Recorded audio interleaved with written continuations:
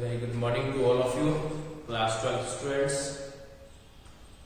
Now we are going to discuss about the objective of the management. बेटा मैंने अपने last lecture के अंदर एक टॉपिक स्टार्ट किया था ऑब्जेक्टिव्स ऑफ मैनेजमेंट। हमने मैनेजमेंट के ऑब्जेक्टिव्स को ऑर्गेनाइजेशन के ऑब्जेक्टिव के साथ इन्वॉल्व किया, बताया कि both are dependent upon each other, दोनों एक दूसरे पर डिपेंडेंट। सबसे पहला ऑब्जेक्टिव जो हमने डिस्कस किया था वो था ऑर्गेनाइजेशनल ऑब्जेक्टिव। मैं आपको रिकॉल कराता चलूं तो ऑर्गेनाइजेशन ऑब्जेक्टिव के अंदर हमने सर्वाइवल, प्रॉफिट और ग्रोथ को डिस्कस किया। आज हमारे सामने सोशल ऑब्जेक्टिव ऑफ मैनेजमेंट है जिसको आज हम डिस्कस करेंगे। देखिए सोशल ऑब्जेक्टिव क्या है। कोई भी ऑर्गेनाइजेशन है वो अपने बिजनेस फील्ड के अंदर अपनी सोसाइटी से, जिसके अंदर रिटेलर भी है, जिसके अंदर कस्टमर भी है, जिसके अंदर कंज्यूमर भी है, उसके साथ एक रिलेशन रखता है। वो रिलेशन उसको उस कॉम्पिटिटिव मार्केट के अंदर सरवाइव करने के लिए मोटिवेट करता है, चाहे वो लॉन्ग टर्म तक सरवाइव करे या शॉर्ट टर्म तक सरवाइव करे। वो प्रॉमिस करता है अपनी उस सोसाइटी से जिसको वो गुड्स प्रोड्यूस कर रहा है, उसका बिजनेस जिस सोसाइटी के ऊपर डिपेंड कर रहा है, उनसे वो एक प्रॉमिस करता है कि वो लॉन्ग टर्म तक आपकी मार्केटिंग स्ट्रेटेजी को लेकर जो कंज्यूमर बेनिफिट होगी, जो कस्टमर बेनिफिट होगी, उसको चलाएगा। बिजनेस ऑर्गेनाइजेशन कोई भी हो, वो समझ लीजिए सोसाइटी का ही एक पार्ट है। सोसाइटी की ही वजह से, उस रिटेलर, उस कंज्यूमर, उस कस्टमर की ही वजह से वो बिजनेस ऑर्गेनाइजेशन डेवलप है, उसकी गुडविल जो है वो मेंटेन है। अगर सोसाइटी नहीं होगी, रिटेलर नहीं होगा, कस्टमर नहीं होगा, कंज्यूमर नहीं होगा, तो कोई भी ऑर्गेनाइजेशन, बिजनेस ऑर्गेनाइजेशन सर्वाइव नहीं करेगी। उसी के बेस पर बिजनेस ऑर्गेनाइजेशन अपने हर रिसोर्सेज को प्रॉपर यूज में लाती है, उसका यूटिलाइजेशन प्रॉपर वे के अंदर करती है, मिनिमम वेस्टेज करती है, प्रोडक्शन ज्यादा करना चाहती है, कस्टमर को सेटिस्फाई करना चाहती है, अपने नेक्स्ट बेस्ट अपॉर्चुनिटी के लिए, और तब जाकर अपना प्रॉफिट अर्न करती है, जिसको वो री इन्वेस्ट करके अपने बिजनेस के अंदर, अपने बिजनेस ऑर्गेनाइजेशन के अंदर इन्वेस्ट करने के बाद एक्सटेंड करती है। तो यहां पर हमने कहा है कि सोशल ऑब्जेक्टिव क्या है, कि सोशल ऑब्जेक्टिव सोसाइटी का बेनिफिट है जो बिजनेस ऑर्गेनाइजेशन करती है, एक प्रॉमिस है जो लॉन्ग टर्म तक सरवाइव करने का कॉम्पिटिटिव मार्केट के अंदर अपने कस्टमर से, अपने कंज्यूमर से वादा करती है। अब बात अराइज होती है कि सोशल ऑब्जेक्टिव्स कौन कौन से हैं मैनेजमेंट के। बहुत सारे हैं, लेकिन आज हम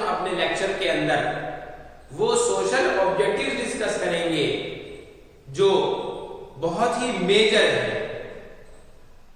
माइनर तो बहुत सारे हैं, लेकिन मेजर सोशल ऑब्जेक्टिव डिस्कस करते हैं। पहला,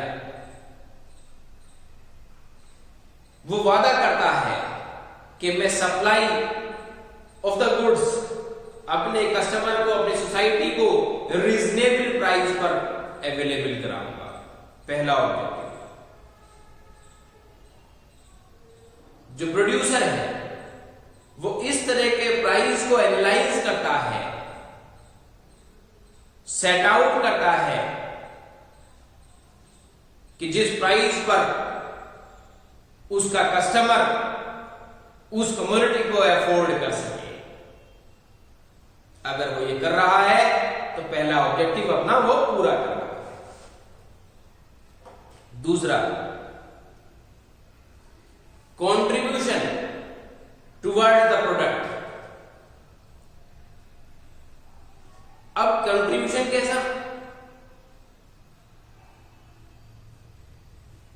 जो गुड को अवेलेबल करा रहा है अपने कस्टमर को, अपने कंज्यूमर को, उसकी क्वालिटी जो है वो बेटर हो, बेस्ट हो। दूसरा, वो वादा अपने कस्टमर से, अपने कंज्यूमर से ये करता है जो सोसाइटी के बेनिफिट में। तीसरी चीज, जनरेशन ऑफ वेल्थ। जब वो ये वादा कर लेता है कि मैं रीजनेबल प्राइस पर प्रोडक्ट को अवेलेबल कराऊंगा, प्रॉपर क्वालिटी को मेंटेन रखूंगा, तो इसका मतलब कस्टमर उसका गुड परचेज करने के बाद उसकी सेल को इंक्रीज करता है और उसे एक इकोनॉमिक जनरेशन के अंदर एंटर कराता है। अपने कंट्री की जीडीपी के अंदर वो क्या करता है? कंट्रीब्यूशन करता है। गवर्नमेंट के फंड को रेज करता है through the sale tax. Sales पर टैक्स दिया जाता है, उससे गवर्नमेंट का फंड रेज होता है। गवर्नमेंट उस फंड को अपने कंट्री के डेवलपमेंट में लगाती है। क्या हो रहा है? इकोनॉमिक ग्रोथ हो रही है। चौथा वादा वो करता है अपनी बिजनेस ऑर्गेनाइजेशन के थ्रू सोसाइटी से to provide the employment opportunities. Fourth point वो वादा करता है। क्या वादा करता है? कि मैं अपनी बिजनेस ऑर्गेनाइजेशन के थ्रू सोसाइटी को क्या प्रोवाइड कराऊंगा? Employment opportunities. जो लोग बेरोजगार हैं उन्हें रोजगार दिया जाएगा। जब वो रोजगार करने वाले हो जाएंगे, एम्प्लॉयड हो जाएंगे, they will never be burden on the family और the family members as well as on the nation. वो बर्डन नहीं होंगे अपनी फैमिली पर, अपनी फैमिली मेंबर पर, और न ही वो बर्डन होंगे अपने कंट्री पर, उसके डेवलपमेंट पर कोई हिंड्रेंस नहीं आएगा। नेक्स्ट क्या वादा करता है? Financial support to the community. Community को फाइनेंशियल सपोर्ट देना। अब यहां पर फाइनेंशियल सपोर्ट क्या है? पहली फाइनेंशियल सपोर्ट थी to provide the employment opportunities to society. दूसरी फाइनेंशियल सपोर्ट क्या है? वो अपना प्रोडक्ट जो है वो जो सोसाइटी को अवेल कराता है, प्रोवाइड कराता है, तो उस प्रोडक्ट के साथ साथ बहुत सारे ऐसे अपॉर्चुनिटीज देता है जो कस्टमर के लिए बेनिफिट है। Buy one get one free, to provide the discount opportunities, to reduce the price of the goods. ये वो कुछ ओकेजन्स पर करता है। उसके बाद उसका सोशल ऑब्जेक्टिव क्या है? कि फाइनेंशियल सपोर्ट के साथ साथ वो नॉन फाइनेंशियल सपोर्ट भी करता है। कैसे? अपने यहां के एम्प्लॉय को एम्प्लॉयमेंट प्रोवाइड कराकर तो उसने फाइनेंशियल सपोर्ट की है, लेकिन उसको मोटिवेट करने के और बहुत सारे non financial non economic pattern हैं, मेथड। क्या? To provide the education for the generation of the employ who are working in an organisation. वो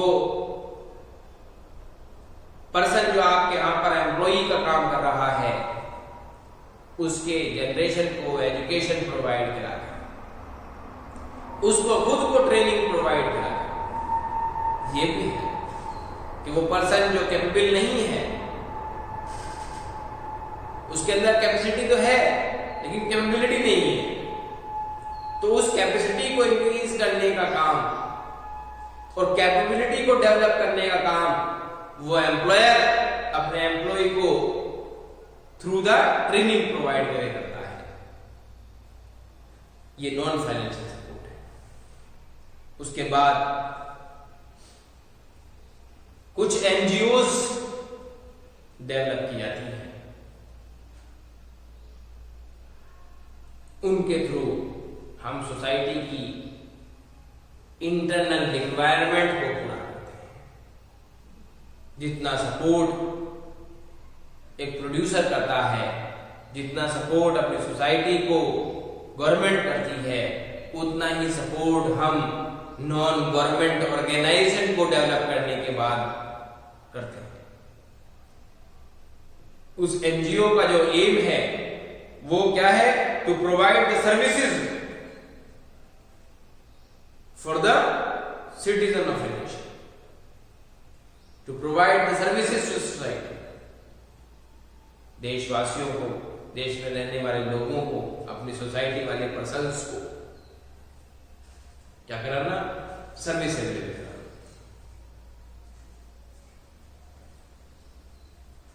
एक और सोशल वेलफेयर करता है बिजनेस ऑर्गेनाइजेशन के बिहाफ पर प्रोड्यूसर। क्या करता है? प्रोडक्शन जब वो करता है तो उसका एनवायरनमेंट जो है वो फ्रेंडली होना चाहिए। फ्रेंडली कैसा? कि वो अपने इंटरनल एनवायरनमेंट ऑफ ऑर्गेनाइजेशन को भी प्रॉपर मेंटेन रखे और external environment of the business को भी मेंटेन रखे।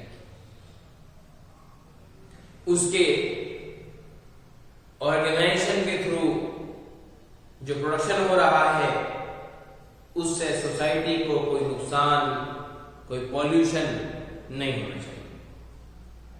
ये भी वो वादा करता है। उसके बाद एक और वादा करता है वो, जो पहले कर चुका है उसी का अनदर पार्ट वो क्रिएट करता है। वो कहता है to provide the employment opportunities. बिल्कुल सही बात है, लेकिन वो उसके साथ साथ एक चीज और प्ले करता है। उसके अंदर वो उस सेक्शन ऑफ द सोसाइटी को सर्टेन करता है एम्प्लॉयमेंट अपॉर्चुनिटीज के लिए। क्या कहता है? To provide the employment opportunities for the weaker section of the society. उसने एक वर्ड का यूज किया है, for the weaker section of the society. आप मिडिल क्लास को, हायर क्लास को ये फैसिलिटी प्रोवाइड कर रहे हैं, लेकिन उसके साथ साथ वीकर सेक्शन जो उसके लायक हैं, जो उस एम्प्लॉयमेंट लेने के लायक हैं, उनको एम्प्लॉयमेंट प्रोवाइड कराना चाहिए। और वो बिजनेस ऑर्गेनाइजेशन अपने सोशल ऑब्जेक्टिव से ये ऑब्जेक्टिव भी फुलफिल करता है। तो मैंने आपके सामने 8 और 9 सोशल ऑब्जेक्टिव्स जो मेजर सोशल ऑब्जेक्टिव हैं वो डिस्कस किए। आप मेरे इस लेक्चर को इन 8 और 9 सोशल ऑब्जेक्टिव्स के बारे में बहुत कंसंट्रेशन के साथ सुनिए। एक एक पॉइंट सुनते रहिए, राइट डाउन करते रहिए अपनी नोट बुक के अंदर। और उसे कैरी करिए। उसके बाद भी अगर आपकी कोई क्वेरी हो तो आप मुझसे कांटेक्ट करिए। Thank you.